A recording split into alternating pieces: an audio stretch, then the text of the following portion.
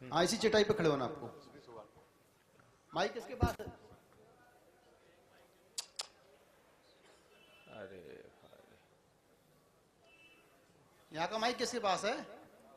हाँ बोलिए। चलो वहीं। रिद्धियों तक अगर तोला जाए तो संस्कारों का पलड़ा भारी बैठेगा। सुसंस्कारी व्यक्ति गरीब होते हुए भी आनंद और उल्लास का जीवन व्यतीत कर सकता है, पर कुसंस्कारी व्यक्ति कुबेर की संपदा और इंद्र से वैभव का स्वामी होते हुए भी संतप्त रहेगा और अपने संबंधियों को संतप्त करेगा। इसलिए प्रत्येक बुद्धिमान व्यक्ति का कर्तव्य है कि अपने उत्तराधिकारियों को जमीन, घर, नगदी, शिक्षा आदि से विभूषित करने की बात ही न सोचे, वरन उन्हें सुसंस्कारी बनाने के लिए भी सोचें। यदि हम इस ओर उपेक्षा करते हैं तो मानव जीवन को धन्य बनाने वाले एक श्रेष्ठ पुण्य परमार्थ से ही वंचित नहीं होते, वरन अपने निकटवर्ती लोगों को कुमार्गगामी बनने से रोकने में उपेक्षा करने के अपराधी भी बनते हैं। मेरा निवेदन है कि इस विषय में हमारे दायित्वों पर थोड़ा विस्तार से आप समझें। देखिए, विस्तार से समझाने का भी वक्त नहीं है, ये तो संक्षेप का सत्र है, समझ गए। सुबह का जो प्रवचन होता है वो वनडे होता है और संघ का समाधान 2020 के फॉर्मेट में होता है। जो बातें मैं कहना चाहता हूं आपने वो सब बातें लगभग प्रकट कर दी। एक पंक्ति में मैं कहूंगा, संतान को केवल संपत्ति न दें, संस्कृति भी दें। श्रीमती अंजलि जैन, आगे तैयार रहेंगे डॉक्टर प्रतिभा जैन, डॉक्टर सुरेश जैन सोनी।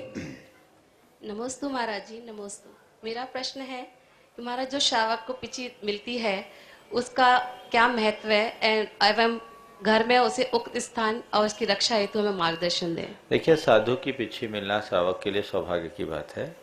पिछी लेने वाले को दो बातों का ध्यान रखना चाहिए।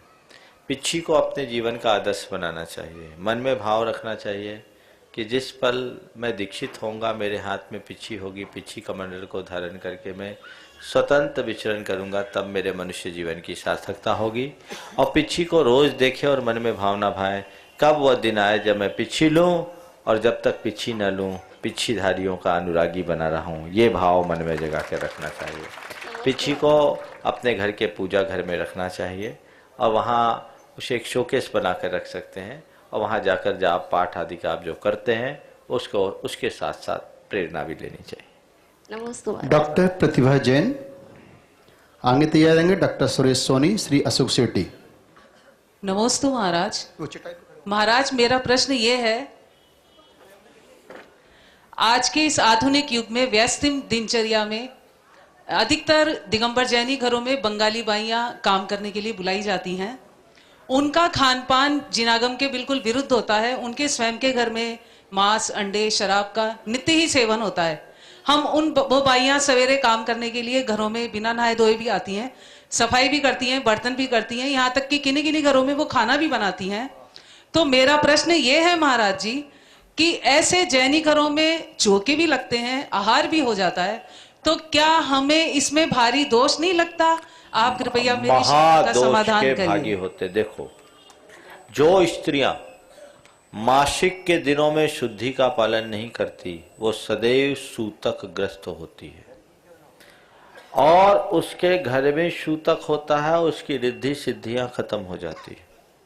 तो पहला प्रयास तो यह है कि मासिक की शुद्धि का पालन प्रत्येक स्त्री को करना चाहिए, और जो नहीं करती उनका चौके में प्रवेश तो होना ही नहीं चाहिए। यदि चौके में प्रवेश कर रहा है तो व्यक्ति सूतक ग्रस्त है, और सूतक ग्रस्त व्यक्ति के द्वारा दिया गया दान दायक दोष की श्रेणी में आता है, उसे दायक दोष मिलता है, और ये पातक का कारण है। ऐसा प्रमाद नहीं होना चाहिए। जिनके घर में ऐसी व्यवस्था नहीं है उन्हें घर की शुद्धि करनी चाहिए। पुरुष कर्मियों को रखे, शुद्धता पूर्वक रखे, और उसका असर होता है। मैंने पहले भी शंका समाधान के माध्यम से बात लोगों को कही है कि ये शुद्धि बहुत अनिवार्य है। इससे नेगेटिव एनर्जी का फ्लो बहुत बढ़ता है। हमारे यहाँ जो छुआछूत है वो छुआछूत कोई रूढ़ी नहीं, उसके साथ एक विज्ञान है, ताकि नकारात्मकता से हम अपने आप को बचाएं। भोजन का हमारे मन पर बहुत गहरा प्रभाव पड़ता है, और कम से कम भोजन बनाते समय, भोजन करते समय, कराते समय किसी तरह की नकारात्मकता हावी न हो, इस बात का पूर्ण ख्याल रखना चाहिए। तो शुद्धता का पालन तो होना ही चाहिए। मैंने पहले उस डॉक्टर का उदाहरण आप लोगों को दिया था, याद होगा, आज मैं फिर दोहरा रहा हूँ क्योंकि ऐसी बातें बार बार आनी चाहिए। एक डॉक्टर मेरे संपर्क में थे, कुछ भी खाए उल्टी हो जाए, डायग्नोसिस कराए कुछ ना निकले। उसकी माँ ने मुझसे परेशान होकर एक दिन कहा कि महाराज जी, मेरे बेटे को कुछ भी खाता उल्टी हो जाती है, जांच कराने में कुछ निकलता नहीं, आप कुछ उपाय बताएं। मैंने कहा बेटे को मेरे पास लेके आना। बेटा आता भी था, वो अपनी धर्मपत्नी के साथ आया, दोनों बैठे थे। मैंने पता नहीं किसी किसी के पुण्य के योग से दिमाग में कोई बात आ जाती है, यूजुअली ऐसी बातें आती नहीं। जब उसने अपनी बात कही तो मैं उसकी पत्नी की तरफ देखा और पूछा कि तुम ये बताओ, मासिक के दिनों में शुद्धि का ध्यान रखती हो? वो बोले, उससे पहले डॉक्टर ने बोल दिया, महाराज जी हम इन बातों पर विश्वास नहीं करते, ये तो नेचुरल प्रोसेस है। मैंने कहा नहीं महाराज जी, ये साइंटिफिक है। हम बोले तो अपना सारा साइंस एक तरफ रख, तेरी बीमारी की जड़ यही है, तुम्हारी बीमारी की जड़ यही है और इसी कारण तुम्हें हो रहा है। तुम जाओ अपने घर के चौके की पूरी शुद्धि करो, सारा सामान निकाल कर बाहर करो। मैंने उसके घर के चौके के सारी सामग्री को बाहर करवाया, घर की शुद्धि कराई और उनने घर की शुद्धि करने के उपरांत जब नए सिरे से भोजन बनाना शुरू किया, 15वें दिन उसकी उल्टी बंद हो गई। आज तक नहीं है, लगभग 11 वर्ष हो गए। नमोस्तु महाराज। कल ऐसी चर्चा हो रही थी तो बारिश के जल की बात, जो इसके पहले वाले सत्र में भी जब दोबारा चलेगा आपके सामने एक डेमो दिखाया जाएगा। बारिश का जल अमृत होता है, अमृत उस जैसा जल नहीं होता और उसका प्रयोग भी हुआ है। मैंने भी अभी परसों बारिश के जल का ही आहार बना था त्रिवेणी नगर में, ब्रह्मचारी धर्मेंद्र के यहाँ टाका बना रखा, धर्मेंद्र आए नहीं, हाँ, इन्हें टाका बना रखा, उसका पानी लिया। वो अमृत तुल्य पानी है, उसकी पूरी प्रोसेस की चर्चा होगी। एक महिला बताई कि महाराज जी हमारे लाडनू में, नागौर में इसी तरह की प्रक्रिया, वहाँ टाका है और वो परिंदा से अटैच्ड है, और कहा कि 4th डे लेडी अगर छू दे तो उसमें कीड़े पड़ जाते हैं, लट हो जाती है। ये स्थितियां हैं। एक महिला ने कहा था कि हमने 4थे दिन तुलसी में पानी डाल दिया तो तुलसी जल गई।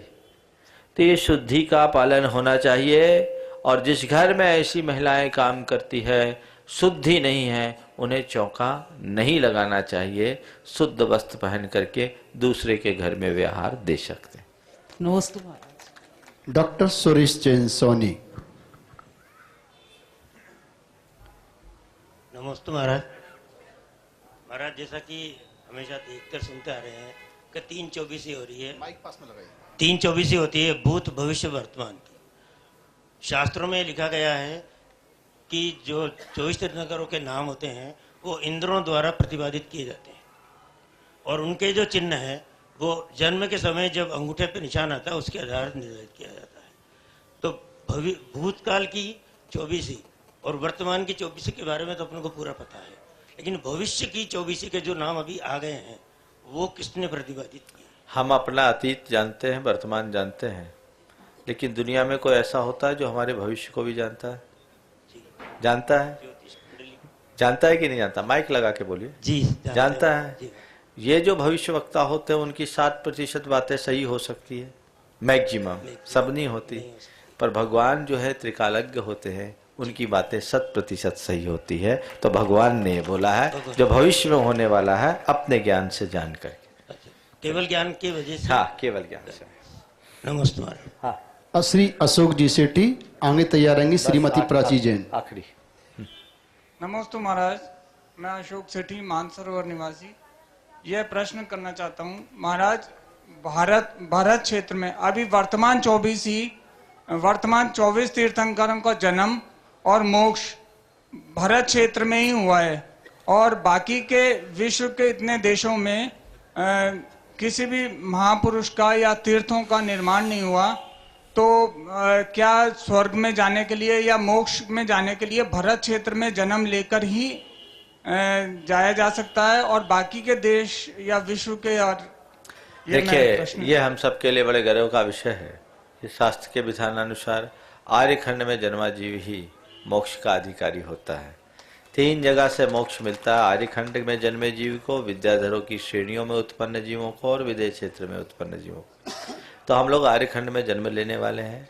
निश्चित हमारा सौभाग्य है, हम ऐसी धरती में जन्म लिए जिसे तीर्थंकर जैसे महान पुरुषों ने अपने चरण रस से पवित्र किया है, और ये हम सबकी महानता का आधार है। इसलिए हमें उस रास्ते पर चलने का प्रयास करना चाहिए। समय आप सबका हो रहा है, और आज के इस सत्र को परम पूज्य गुरुदेव के चरणों में नमन अर्पित करते हुए मैं यहीं पर विराम दे रहा हूँ। बोलिए परम पूज्य आचार्य गुरुवर श्री विद्यासागर जी महाराज। परम पूज्य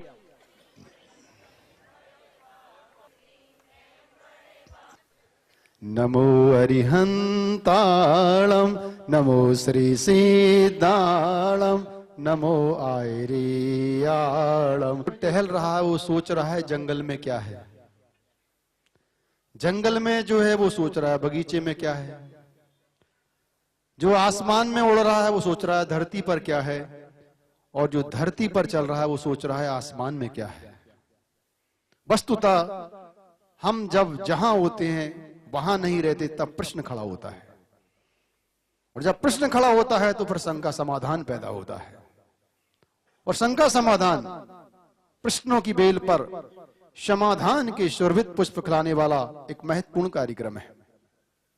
आज जिनके जीवन में कुछ समाधान प्राप्त हुआ, विश्वास प्राप्त हुआ कि गुणायतन विश्वास के योग्य है, गुणायतन हमारी आशाओं के अनुरूप है, गुणायतन हमारी श्रद्धा के अनुरूप है, हमारी भावनाओं के अनुरूप है, वो लोग जुड़े हैं आज गुणायतन से निर्माण निधि के रूप में। मैं नाम पुकारूंगा, और आप चूंकि आज साल उड़ रखा है आपने, ताली बजाने में दिक्कत तो होगी। निर्माण निधि के रूप में हमसे जुड़े हैं, आपने साल नहीं उड़ा, बजा सकते हैं। श्री पीसी पाटनी, मध्यम मार्ग मानसरोवर जयपुर, श्रीमती चित्रा जी पाटनी, जोरदार ताली में जाकर स्वागत करें। श्री हरिश्चंद्र शांति कुमार देवेंद्र कुमार रजत पंच मानसरोवर जयपुर, और यदि आप हैं तो वहीं खड़े होकर नमोस्तु करें। श्री राकेश जी चांदबाड़ राहुल जैन अमृतनगर मानसरोवर जयपुर, मास्टर चैतन्य जैन पुत्र श्री विक्रांत जैन नई दिल्ली, श्रीमती मीनू छाबड़ा धर्मपत्नी श्री प्रेमचंद छाबड़ा त्रिवेणी नगर जयपुर, श्री सुनील बेनाड़ा श्रीमती अनिला बेनाड़ा मानसरोवर जयपुर, श्री विजय जैन स्वप्न टेम्पल कृष्णा सरोवर जयपुर, मास्टर रौनक जैन पुत्र श्री अनिल कुमार एवं श्रीमती अंजू पांड्या मानसरोवर जयपुर। आप सबका गुणायतन परिवार में बहुत बहुत स्वागत है। और आइए जान लेते हैं कौन है आज के निर्माण सारथी। ये रहे उनके नाम, श्रीमती शिल्पा विक्रांत चैतन्य जैन नई दिल्ली। यदि आप हैं पधारें, आपके सम्मान के लिए मैं आमंत्रित कर रहा हूं। आप श्रीमती शिल्पा विक्रांत चैतन्य नई दिल्ली, यदि आप हैं तो पधारें। सूत्रधार में आज हमारे मध्य व्रती श्रावक ब्रह्मचारी दीपक राज, श्रीमती सुषमा जैन, अनंत जैन, कौशल जैन मानसरोवर जयपुर आज गुणायतन परिवार से जुड़े हैं। आपका बहुत बहुत स्वागत है, आप पधारें। आपके सम्मान के लिए मैं आमंत्रित कर रहा हूं श्रीमान अरुण जैन, सुशील जी पहाड़िया, विवेक जैन सिंगापुर और इंद्र कुमार पाटनी। आप पधारें और आज के इन व्रती श्रावक जो गुणायतन परिवार से जुड़ रहे हैं, जोरदार करतल ध्वनि के साथ स्वागत करें। ये मीरा मार्ग जहां यह कार्यक्रम हो रहा है, बांस बनाए बंसी गुरुवर, मधुर सुरों की बांसुरिया, स्यादवाद में अनेकांत की साध रहे हैं बांसुरिया, प्रमाण सागर सुना रहे हैं, धर्म की पावन बांसुरिया, धर्म की पावन बांसुरिया। आज गुणायतन परिवार से सोनम जैन रारा त्रिवेणी नगर पदोन्नति के उपवास में उपलक्ष्य में आपने कुछ दान दिया है, बहुत बहुत धन्यवाद, आपका बहुत बहुत स्वागत है। हम उस महान कार्यक्रम को प्रारंभ कर रहे हैं जिसका नाम है शंका समाधान, और आपकी प्रतीक्षा को पूर्ण करते हैं। और मैं आवाज दे रहा हूं, श्री जम्बू जी सौगानी आए और प्रश्न के साथ अपने स्थान पर जाएं और आगे तैयार रहेंगे। श्रीमती सुलोचना पाटनी, श्रीमती स्वर्ण केसी, श्रीमती रेणु पाटनी। नमोस्तु महाराज, मेरा शंका है कि आप जैसे दिगंबर साधु अगले भाव में क्या बनना पसंद करेंगे? हम तो अगला भाव ही पसंद नहीं करेंगे, बनने की बात तो दूर। महाराज, इस पंचम काल में मोक्ष तो है नहीं। तो आप पसंद की बात कर रहे हो, हमें पसंद नहीं है, समझ गए? चलिए। श्रीमती सुलोचना पाटनी। नमस्ते महाराज, मैं सुलोचना पाटनी, मेरा मार्ग मानसरोवर से। मेरी देवशास्त्र गुरु के प्रति असीम श्रद्धा है, लेकिन जब हम घूमने या तीर्थ यात्रा पर जाते हैं तो रास्ते के वैष्णव मंदिर या प्रसिद्ध तीर्थ स्थानों पर भी जाने का अवसर मिल जाता है। क्या हम दर्शनीय स्थल मानकर वहां जा सकते हैं या फिर इसमें कोई दोष है? देखो, पूज्य स्थल जो पूज्य स्थल होते हैं उन्हें पूज्य स्थल की दृष्टि से देखा जाता है। हमारी दृष्टि में बीचराग पूज्य स्थल ही हमारे धर्मायतन है, इसलिए हम बीचराग पूज्य स्थलों को धर्म बुद्धि से उसकी आराधना करें। और जहाँ बीचरागता नहीं है उसे आप अपने लौकिक दृष्टि से जैसा चाहें वैसा करें। नमस्ते। श्रीमती स्वर्ण केसी। जल्दी आ जाइए, आप आ जाइए, अपना नाम बोल दीजिए। नमस्ते गुरुवर, मैं मीरा मार्ग मानसरोवर से रेणु पाटनी। मेरा प्रश्न ये है कि हमारे 24 तीर्थंकर होते हैं, परंतु हम लोग ज़्यादातर प्रवचन में 5 तीर्थंकर के गुणगान सुनते हैं, या राम कृष्ण सीता जी इनका ही सुनते हैं, बाकी और तीर्थंकरों का हम सुन नहीं पाते हैं। बात ऐसी है कि 24 तीर्थंकरों का जो जीवन चरित्र है उसका उपदेश आज बहुत ज़्यादा उपलब्ध नहीं होता। वो उपदेश काल के प्रभाव से नष्ट हो गया, बहुत थोड़ा सा बचा है। तो जिनके चरित्र विषयक विस्तृत बातें हम लोगों को उपलब्ध नहीं, तो वो पढ़ने और सुनने सुनाने में भी नहीं आता। आचार्य जिनसेन 24 तीर्थंकरों के महान चरित्र को महापुराण के रूप में लिख रहे थे, लेकिन वे आदिनाथ भगवान का चरित्र लिखते लिखते भरत का चरित्र पूरा किए, और इसी बीच पूरा करने के पूर्व ही उनका समय आ गया। तो उसके बाद उनके शिष्य गुणभद्र आचार्य ने शेष 23 तीर्थंकरों और शेष सलाका पुरुषों का चरित्र उत्तर पुराण में लिख दिया, जो बहुत छोटा। तो ये अगर आचार्य जिनसेन होते तो शायद हमें और विस्तृत चरित्र मिलता।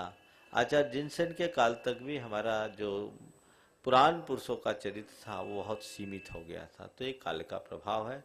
जिनके बारे में विशेष विवरण उपलब्ध नहीं है उनके बारे में हम क्या कहें। नमस्ते। श्रीमान राजेंद्र जी सेठी आगे तैयार रहेंगी। श्रीमती रजनी लोहाड़िया, श्रीमती प्राची जैन, श्रीमती रिमझिम जैन। थोड़ा जल्दी, नमस्ते अंतराल ठीक नहीं। हाँ। मेरा प्रश्न ये है, आज के परिप्रेक्ष्य में मौन और मुस्कान हाँ। कितनी आवश्यक है और कितनी जरूरी है? देखो, मौन और मुस्कान, जब दूसरों की मुस्कान छीनने लगे तो मौन हो जाओ। ध्यान से सुनना, दूसरों की मुस्कान छीनने लगे तो मौन हो जाओ, और किसी को मुस्कान देनी हो तो मुस्कान ले लो। बहुत बढ़िया। श्रीमती प्राची जैन।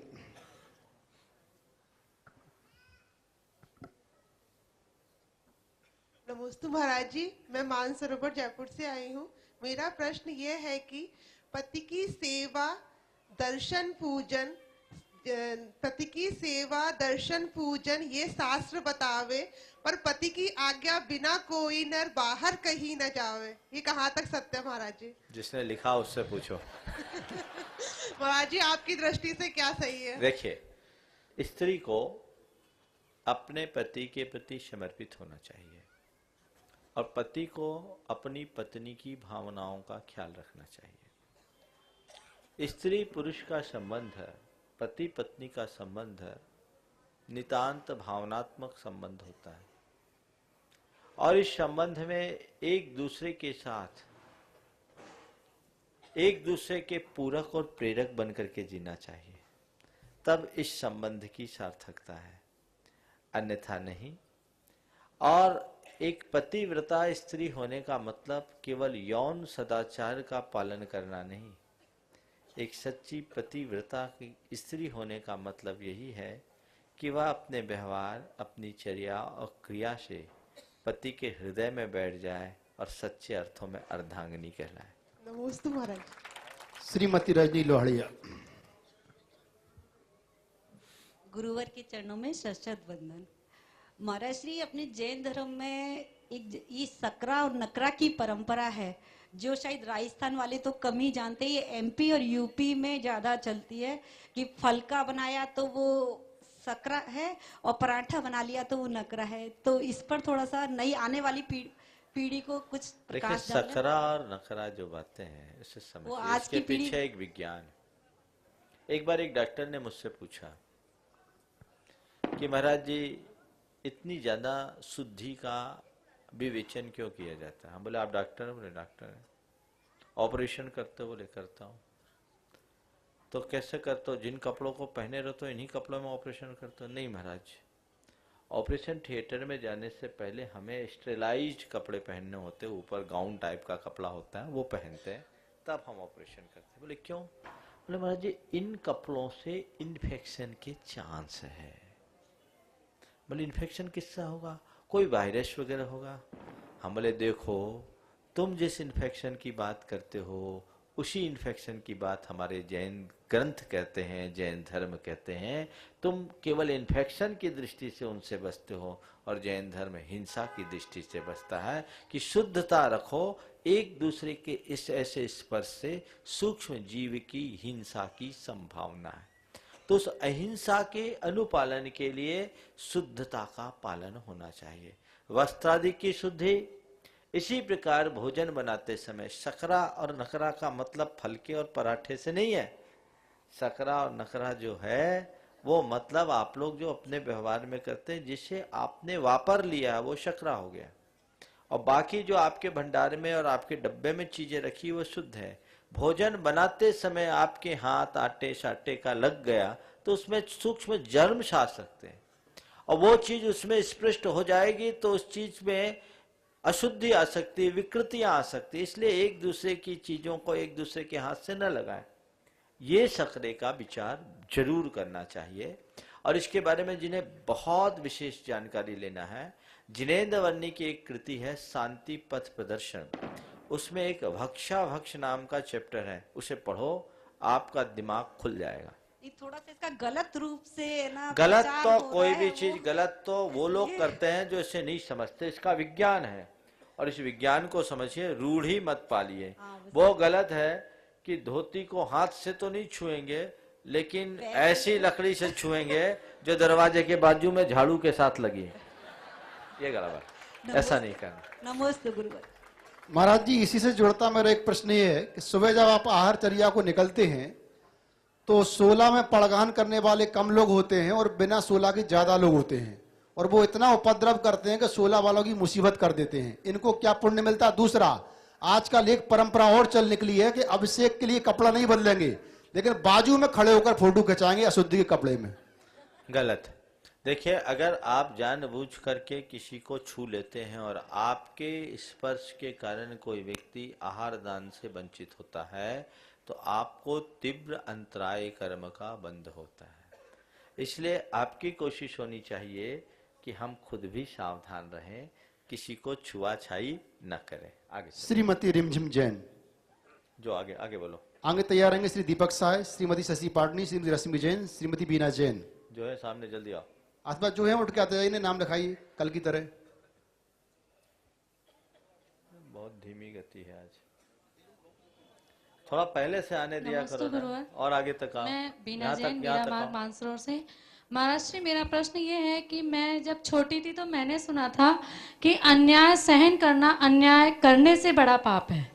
तो महाराज श्री, आज के युग में हम कई बार ऐसे कार्य करते हैं, हमारे साथ कई बार ऐसा अन्याय भी होता है। जैसे हम वर्किंग प्लेस पे जाते हैं तो हमें कुछ ऐसे कार्य करने के लिए कहा जाता है जो हम नहीं करना चाहते हैं। फिर अगर हम नहीं करते हैं क्योंकि वो हमारे सिद्धांतों के खिलाफ होता है, नहीं करते हैं तो वर्किंग प्लेस हो या हमारी लाइफ हो, उसमें हमें कुछ हमारे साथ अन्याय होता है, तो क्या हमें उसका विरोध करना चाहिए?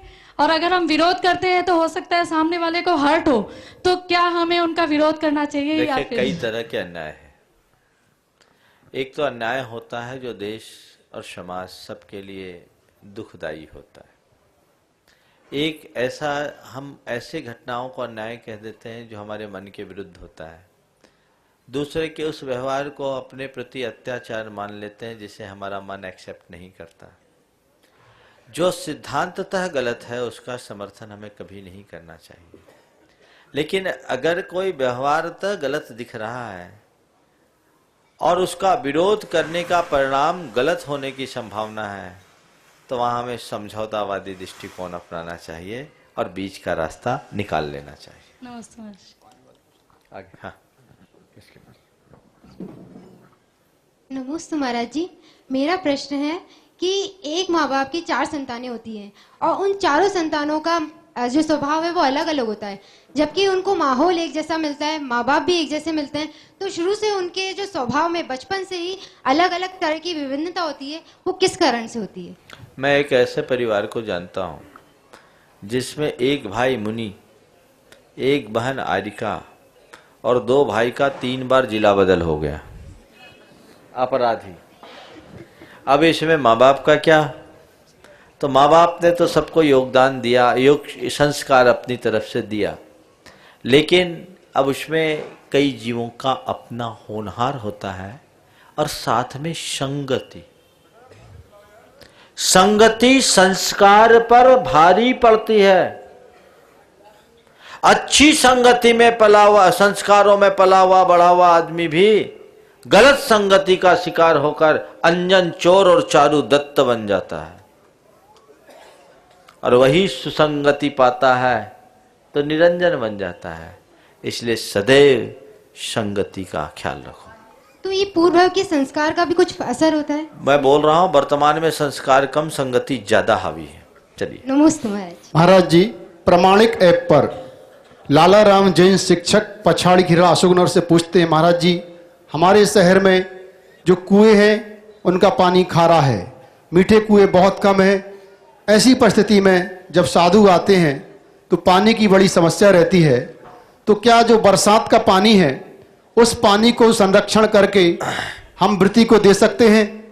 देखो, वर्षा का जल सबसे उत्तम जल माना जाता है। शास्त्रों के अनुसार बारिश के जल को प्रासुक जल कहा है। वो बारिश का पानी पानी नहीं, अमृत है, दिव्य जल है, सबसे श्रेष्ठ जल है, और उस पानी का प्रयोग व्रती महाव्रती सबके लिए किया जा सकता है और करना चाहिए।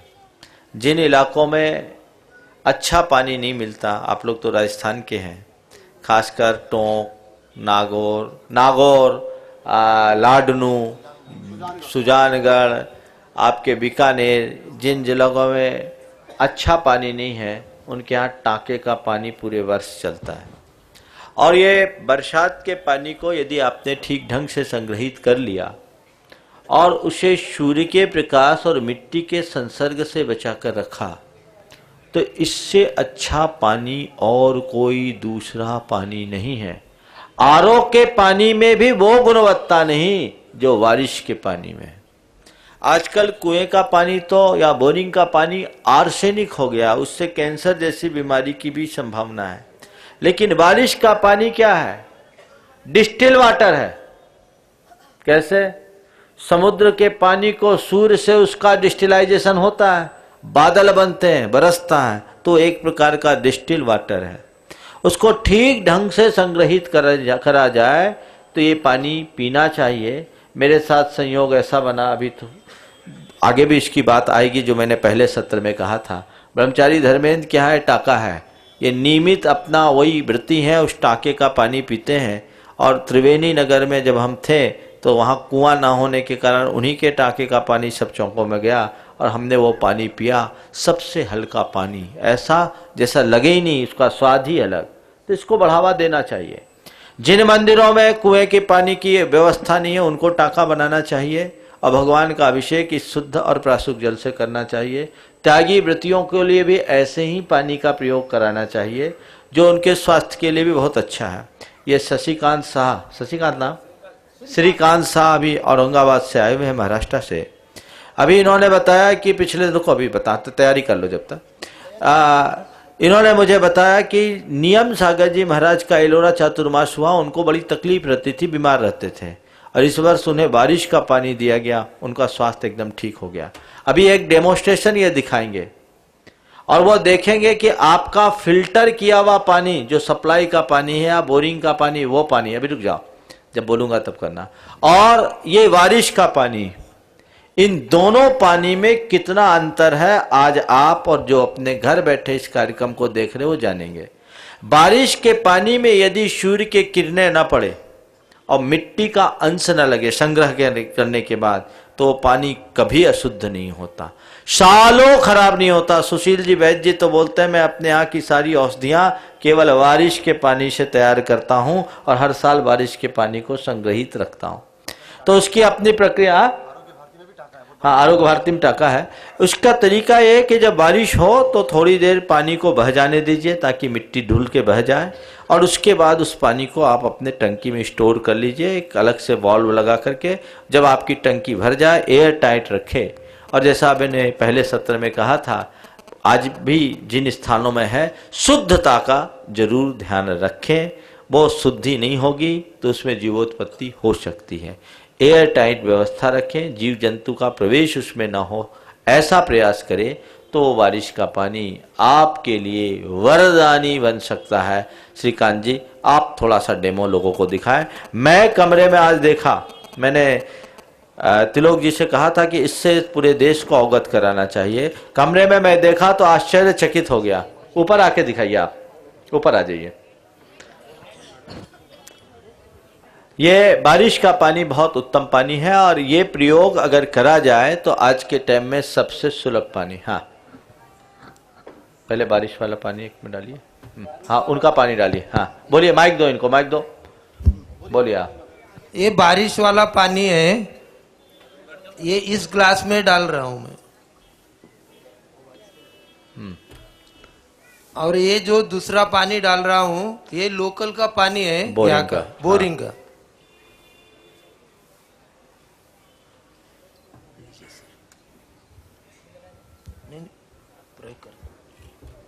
यह प्रैक्टिकल आप अपनी आंखों से देखिए।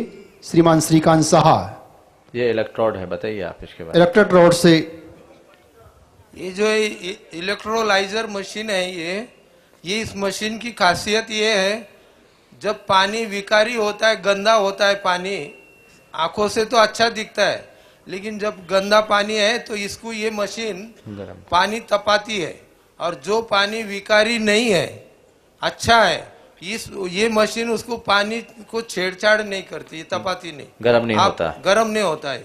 ये अभी आप सामने देखेंगे, अभी लगाइए आराम से, सावधानी से। हाँ आप देखें भी और विचार करें कि हम अमृत बहा रहे हैं।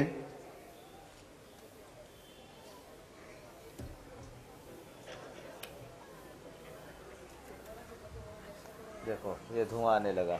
अब देखो 15 या 20 सेकंड में पानी में जो गंदगी है ये इलेक्ट्रोलाइजर ऊपर लेके आएगी। आपके सामने हो रहा है प्रोसेस,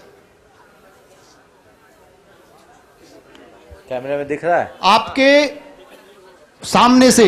आपके राइट हैंड पर जो पानी है उसकी गंदगी ऊपर आ रही है, आपके लेफ्ट हैंड पर जो पानी है वो बारिश का पानी है, और उसमें बहुत कम हो रहा है उसकी तुलना में। हो ही नहीं रहा, कुछ नहीं हो रहा, कुछ हो रहा है, मामूली हो रहा है, नहीं हो रहा है, कुछ नहीं हो रहा उसमें।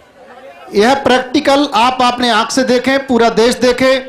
और जो बारिश का पानी अमृत तुल्य है, कृपया कर उसको नाली में ना बहने दें, उसको अपने घर में व्यवस्थित तरीके से संचित करें, बंद करो, और आप स्वयं स्वस्थ रहें और हमारे साधु परमेष्टि के भी आहारचर्या में स्वस्थ स्वास्थ्य में कारण बने, क्योंकि बीमारी में बहुत बड़ा कारण पानी है। और यदि पानी आप शुद्ध पीते हैं तो आप बहुत सी बीमारियों से बच जाएंगे। और ये प्रयोग आप देख रहे हैं कि किस प्रकार से वो पानी की गंदगी ऊपर उठ करके आई है, और ये जो पानी बारिश का है उसकी तुलना में अभी इसका बैठिए बैठे रहिए। अभी आप उस गिलास को अभी वो छान करके भी बता रहे हैं, दिखाओ, ऊपर उठाइए इस गिलास को, बारिश का जल देखिए आप। ये बारिश का जल है इस हाथ में, और वो आपके बोरिंग का पानी है। बोरिंग का पानी कौन सा, हाथ आगे बढ़ाओ। हाँ हाँ, इसमें धुआं निकल रहा है, पानी गर्म हो गया। और बारिश का पानी बताओ। ये पानी जो है, देखो तिलोक जी, गर्म है कि ठंडा? जी महाराज ठंडा है। हाँ, दिखाओ गिलास दिखाओ। अजी ये तो बहुत गर्म है, मेरा हाथ चिक जाए। इधर दिखाओ, इधर गिलास दिखाओ, एकदम नॉर्मल, छू के दिखा लोगों को। हाँ तब गया, ये तो चाय बन गया। मैं इसको पी नहीं सकता। नहीं नहीं, इसमें जो गंदगी है, अब मैं छानकर आपको बता रहा हूँ। ऊपर से दिखाओ, और लाल है एकदम, चाय हो गई है। कुल मिलाकर सार ये है कि इसमें जो विकृति थी किस तरीके से सामने आई है, इस विकृति से आप बचिए। जिनके घर बड़े बड़े हैं, बाहर अच्छी खासा लॉन है, वहां बेहतरीन टैंक बनाएं। अंडरग्राउंड में होना चाहिए, लॉन में नहीं, कवर्ड एरिया में होना चाहिए टांका। ओपन एरिया में करने से सनरेज का असर पड़ेगा, पानी में जीव हो सकते हैं।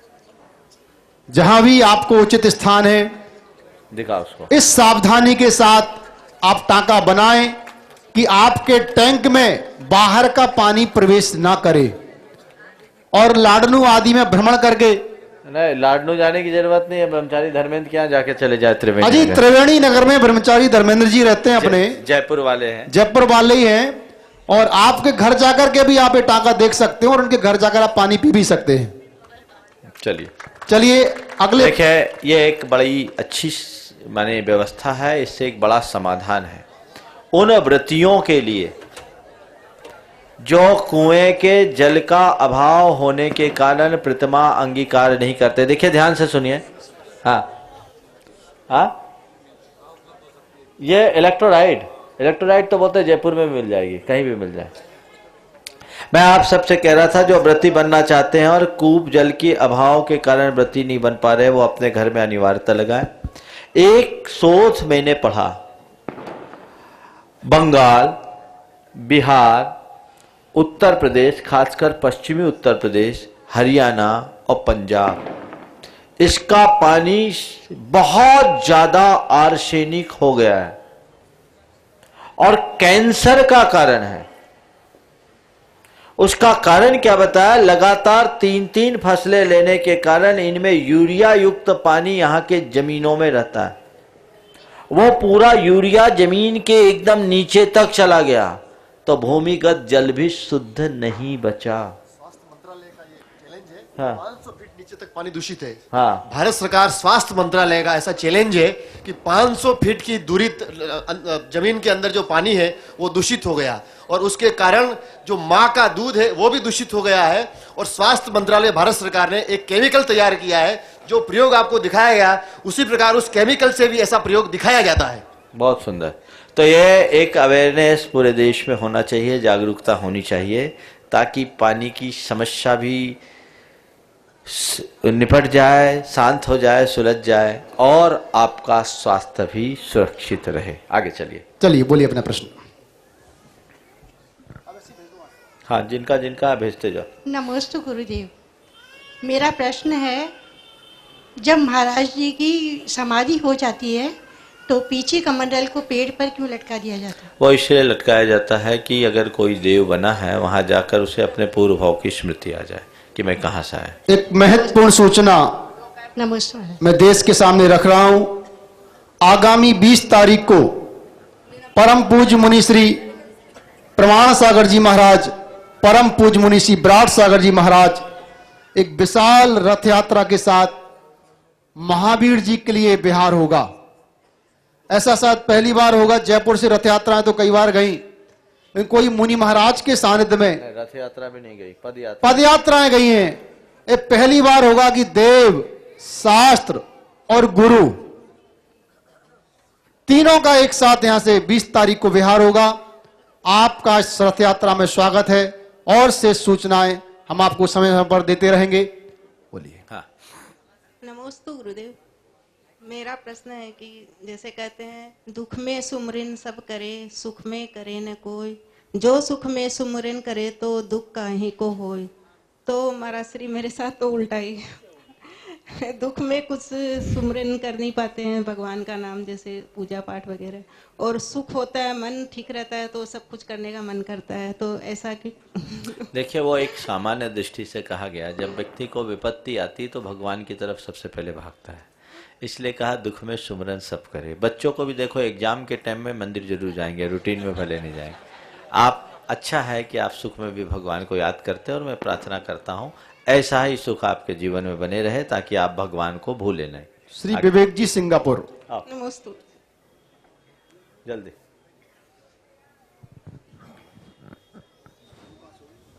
नमस्ते महाराज जी।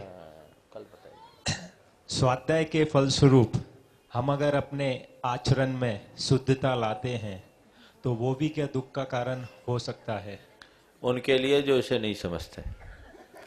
आपके कारण यदि किसी को वो बोझ लगने लगे तो दुख का कारण होगा। ऐसे समय में हमें सामने वाले के प्रति प्रतिक्रिया करने की जगह अपनी क्षमता का परिचय देते हुए अपनी क्रिया में दृढ़ रहना चाहिए। नमस्ते।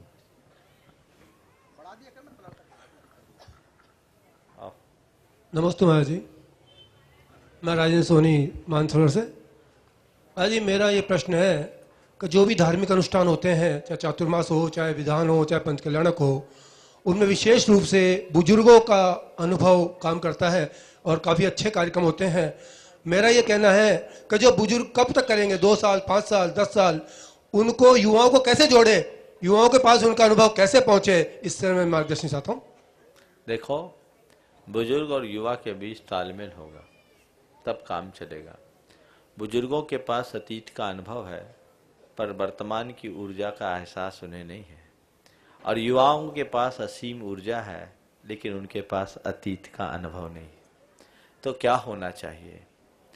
युवा अपनी ऊर्जा का प्रयोग करे, बुजुर्ग युवाओं की ऊर्जा को समझे, उन्हें प्रेरित करे, प्रोत्साहित करे, और युवा बुजुर्गों के अनुभवों का लाभ उठाए और ये सोचे केवल ऊर्जा कम होने के कारण वे अप्रासंगिक नहीं हैं, अनुभवों के कारण वे आज हमसे भी ज़्यादा प्रासंगिक है। यदि ये बात ध्यान में रख करके चले तो बड़ा तालमेल होगा। मैं एक उदाहरण देता हूँ। जब भीम और युधिष्ठिर के साथ संबंध होता था, भीम तो बिल्कुल भीम थे, कब गदा घुमा दे कोई भरोसा नहीं, तो युधिष्ठिर ने कह रखा था जब तक मैं अंगूठा ना उठाऊं तब तक तुम गदा मत घुमाना। युवा भीम है बुजुर्ग युधिष्ठिर, युवाओं को अपना गदा घुमाने की आजादी देनी चाहिए, लेकिन युवाओं को चाहिए कि युधिष्ठिर रूप बुजुर्गों के अंगूठे पर अपना ध्यान केंद्रित रखे, आवश्यकता अनुरूप कार्य करे। नमस्ते महाराज, अशोक चेटी, मेरा मार्ग, जयपुर। महाराज श्री, एक रीति रिवाज अपने सामाजिक रीति रिवाज के अकॉर्डिंग कल एक प्रसंग आपने कहा था, आटे का मुर्गा, सांकेतिक हिंसा, उसी को लेकर है कि तोरण के वक्त एक अपने जैन समाज या अदर समाज में एक तोरण मारते हैं, एक चीड़े को मारते हैं, तो क्या वो भी एक सांकेतिक हिंसा है? और एक दूसरा इसी से रिलेटेड कि रात को 1 बजे 2 बजे जैन फेरे हो रहे हैं, उसमें हवन होता है, पूजन होती है, और फिर उसमें तोरण को मारते हैं, इसको थोड़ा समझिए। ये तोरण क्या है आप लोग जानते हैं? और ये तोरण मेरी समझ में केवल खंडेलवाल जैनों के यहाँ है, जैन समाज में, या राजस्थान से जुड़े तोरण से रथ फेरो। हाँ, नहीं, तोरण मारने की प्रक्रिया, उसमें एक यंत्र टाइप का बना रहता है जिसमें चिड़िया जैसी ऊपर बनी रहती है। चिड़ा होता है। हाँ, चिड़ा और चिड़िया जो हो, कहाँ भेद में जा रहे। अब अनुभव तुम लोगों को, हमें नहीं। जब भी आते मुनिश्री आपसे पूछो। चलिए, तो वो क्या है? मेरी मान्यता के अनुसार वो तोरण द्वार है। तोरण द्वार एक द्वार होता था, उस द्वार में प्रवेश कर गए तो वर वधु को वरने के लिए उसके घर में प्रवेश किया तो तोरण में दस्तक दी। वो दस्तक, आजकल इतने बड़े बड़े तोरण तो बनते नहीं, पहले अनेक कंगूरे युक्त तोरण बनते थे, तब वो न बन करके एक इतना सा बना दिया डब्बा जैसा, और उसी को तोरण में ऐसा करवा दिया। वहां भाव हिंसा का नहीं है, वहां भाव तोरण द्वार के भीतर प्रवेश करने का है। और यदि इस भाव से किया जाए तो इसमें कोई दोष नहीं है। रात्रि में फेरे ये सर्वथा सदोष है, जैन धर्म के सिद्धांतों के विरुद्ध है। इससे केवल पूजाजन हिंसा ही नहीं होती, बल्कि रात अंधेरे में सारे पाप होते हैं। 3D ड्रिंक, डिनर और डांस तीनों एक साथ चलता है। सब प्रकार के उल्टे पुल्टे करतूत वहाँ होते हैं। इस पर यथाशीघ्र प्रतिबंध करना चाहिए। हमने मध्य प्रदेश के बहुल इलाकों में इस पर रोक लगवाई और आज भी लगभग सब जगह ये रोक चल रही है। अब राजस्थान की बारी है। थोड़ा जयपुर को मैं समझ रहा हूँ, देखो जयपुर वाले क्या करते हैं। हालांकि मैंने सुन रखा है इस मामले में जयपुर वाले बहुत बिगड़े हुए हैं, ऐसा जयपुर वालों ने ही सुना है। चलो नमस्ते महाराज।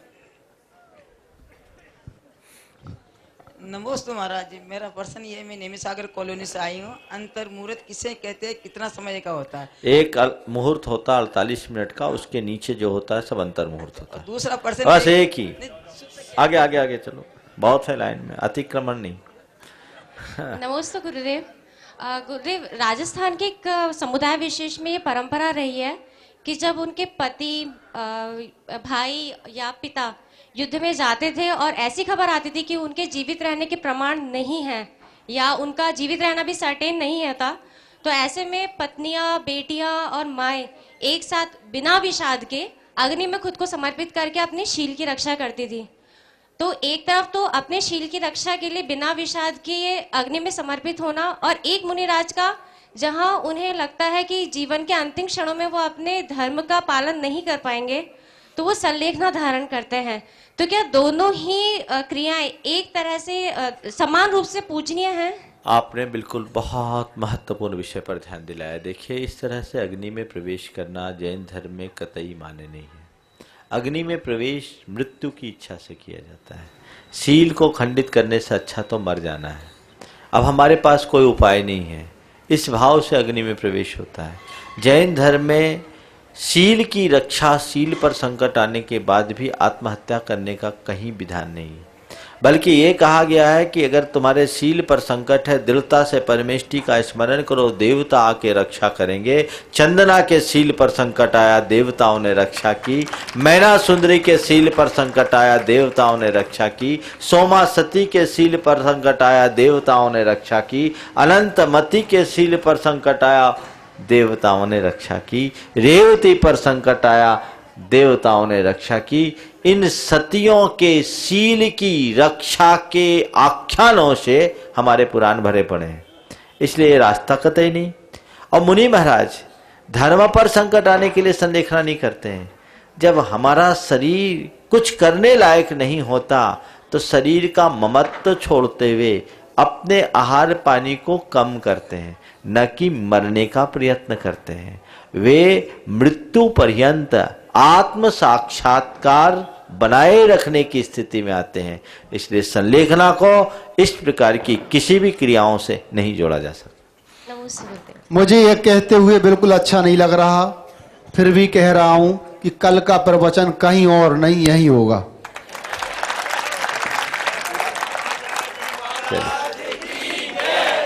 हो गया, प्रवचन तो यहाँ होगा, बाकी अभी शंकास्पद है। चलिए, समय हो गया, जो रह गए हैं वे कल देखेंगे। बना दिया, ऐसी ही सहजता सबके अंदर बनी रहे और आगे की कार्यवाही चलते रहे। फिर से कमेटी को आशीर्वाद देता हूँ। यह पहला चातुर्मास जयपुर में हुआ, राजस्थान का पहला चातुर्मास, पर लगता है ये पहले नंबर का चातुर्मास है। आगे ऐसे ही जोड़ करके आप चलेंगे, बहुत अच्छा होगा। उन सब कार्यकर्ताओं को भी मैं आशीर्वाद देता हूं जो प्रत्यक्ष और अप्रत्यक्ष रूप से इस पूरे के पूरे चातुर्मास को संपन्न करने में अपनी सहभागिता दी। और गुरुदेव का आशीर्वाद तो हमारी मूल ऊर्जा है, शक्ति है। जो कुछ भी हुआ है उन्हीं के कारण से हुआ, बहुत अच्छे तरीके से हुआ। महाराज श्री का भी सहयोग मुझे हमेशा मिलता रहा, तो ये भी बहुत अच्छा। और इस विधान की एक बड़ी उपलब्धि हुई कि महाराज जी पहली बार पूरे विधान में बैठे, नहीं तो ऐसे वो कम बैठते। बैठते थोड़ा बहुत बैठते अपना काम करते रहते। हालांकि आप लोगों से मैं कहना चाहता हूं, साधु मंच पे आता है नहीं आता इसमें ज्यादा दिमाग मत लगाया करो, ये तुम प्रपंच में क्यों लाते हो। साधु